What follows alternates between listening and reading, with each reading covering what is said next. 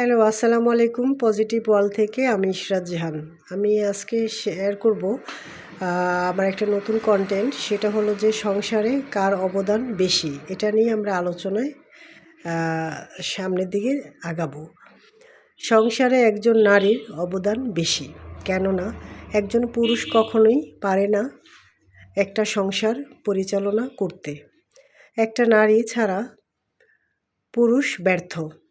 সংসারে রান্না বান্না, ঘর গুছানো, সন্তান লালন পালন করা, সংসারটাকে ভালোভাবে পরিচালনা করা সর্বত্রই একজন নারী পরিচালনা করেন। হ্যাঁ, সংসারে একজন পুরুষের অবদানও বেশি। একজন পুরুষ শুধু পারে ইনকাম করতে, কিন্তু নারীর ইনকাম থেকে শুরু করে সংসার পরিচালনা করা, সব সংসারের আয় ব্যয়ের হিসাব রাখা, সব কিছুর হিসাব রাখা সর্বত্রই নারীদের উপর নির্ভর করে। এমনকি নারী সংসারের অবদান না রাখলেও ওই সংসার কখনোই দিক নির্দেশনামূলকভাবে পরিচালিত করতে পারে না। নারীর অবদান এখানে অনেকটাই বেশি।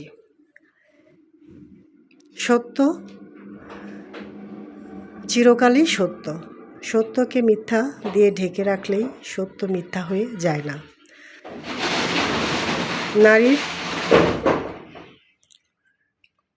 ক্ষমতার একজন পুরুষ অচলায়ন, অক্ষম, সংসার সুখী হয় রমণীর গুণে।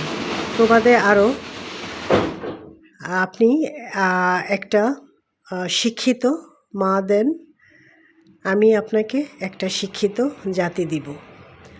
তো ভিউয়ার, পজিটিভ ওয়ার্ল্ড থেকে প্লিজ আমার ভিডিওটা যদি আপনাদের একটু ভালো লাগে, আপনাদের হৃদয়ে স্থানান্তরিত হয়, দয়া করে আমার চ্যানেলটাকে সাবস্ক্রাইব করবেন এবং আমি সামনে নতুন নতুন কন্টেন্ট নিয়ে আসব আপনাদের সহযোগিতা পেলে। তো সবাই ভালো থাকবেন, সুস্থ থাকবেন এবং পজিটিভ ওয়ার্ল্ডের সাথে থাকবেন। ধন্যবাদ। আল্লাহ হাফেজ। আসসালামু আলাইকুম।